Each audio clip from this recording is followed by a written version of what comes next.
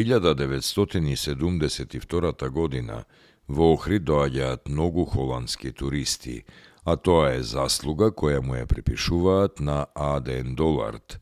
Тој го прослави градот во Холандија со неговата книга Свадбата на седумте цигани, а во Ориент Експрес тој ја опишува Македонија во тој период.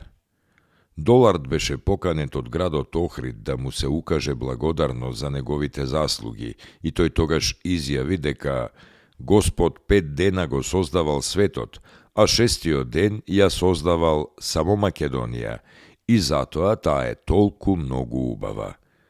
На 29. мај 2006 година откриен е споменик дизајниран од архитектот Владимир Тајќ според идеја на Петер Џон Босе.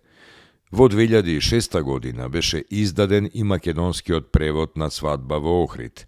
На 19. јуни 2011 во културниот центар Култура 365 во Охрид е отворена спомен соба на А.Д.Н. Долард.